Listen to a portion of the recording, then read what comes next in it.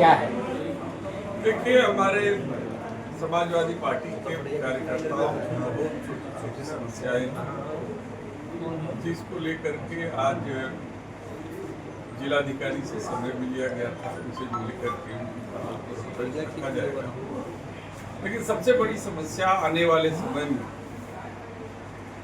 जो किसानों की है कि यहाँ पे धान की बुआई के समय पिछले साल देखा गया कि डीएपी खाद की अनुपलब्धता और यहाँ के किसान इफको से निर्मित जो फर्टिलाइजर है उस पर ज़्यादा भरोसा करते हैं।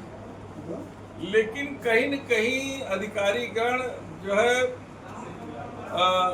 किसी अदर कंपनी का खाद ले आकर के उनको लेने पर मजबूर करते हैं। साधन सहकारी समितियों में भी वो जो है वो दूसरे कंपनी की खाद जाती है और किसान मजबूर हो जाता है ब्लैक में खाद लेने के लिए। तो आज समीक्षा के दौरान इन बातों पर उनसे पूछा जाएगा कि पूरे चंदौली जनपद में जो कृषि प्रधान हमारा जिला है, इस जिले में कितने हेक्टेयर में धान की खेती होने की संभावना है। आप लोगों ने इसका जो है कि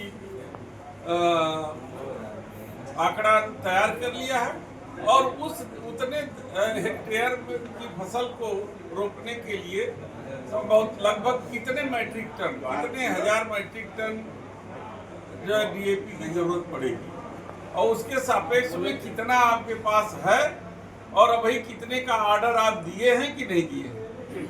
ये इन मुद्दों को लेकर के आज हम उनसे मिलेंगे और कहेंगे कि किसानों को कोई दिक्कत न हो, इसलिए वो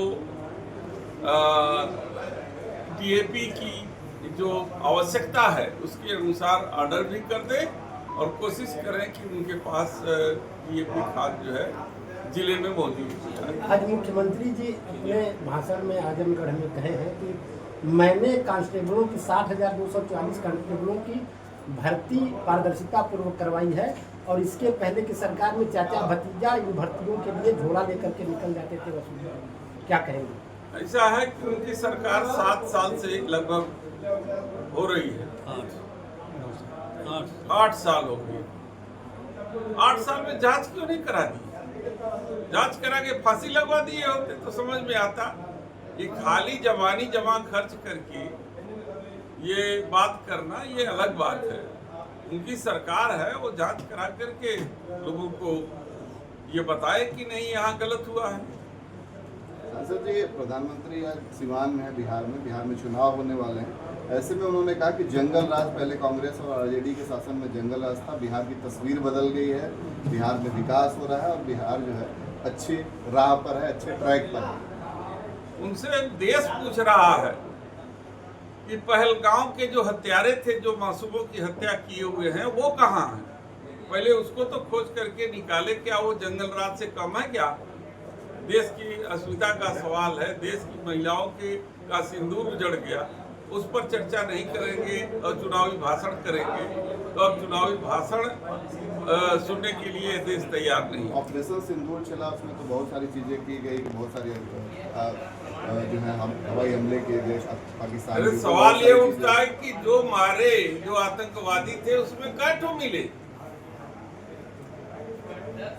आपको ये तो पता करना चाहिए कि जो आतंकवादी थे वो आतंकवादी कितने उसमें से पकड़े गए, कितने का इनकाउंटर हुआ, कितने मारे गए, वो कौन थे, उनकी पहचान क्या थी, ये तो प्रधानमंत्री जी बताएं। क्या लगता है ऑपरेशन सिंदूर फेल हो रहा है? ऑपरेशन सिंदूर का मकसद क्या था? ऑपरेशन सिंदूर एक जुमला से ज्यादा कुछ नहीं था। सांसद जी, मोदी जी ने कहा है कि 10 साल में 25 करोड़ लोग गरीबी रेखा से ऊपर हो गए, पर गरीबी को पराजित किए। क्या कहेंगे? तो मोदी जी इसका जवाब दें कि आज 85 करोड़ लोग क्यों 5 किलो अनाज पर निर्भर हैं। ये दोनों बात तो सत्य हो नहीं सकती कि एक तरफ 5 किलो अनाज पर 85 करोड़ लोग निर्भर रहे और दूसरी तरफ आप कह दें कि 25 करोड़ लोगों को हमने गरीबी रेखा से ऊपर किया। ये दोनों तो सत्य नहीं हो सकती, कोई न कोई तो चीज गलत हो सकती है। खबर चल रही है कि उत्तर प्रदेश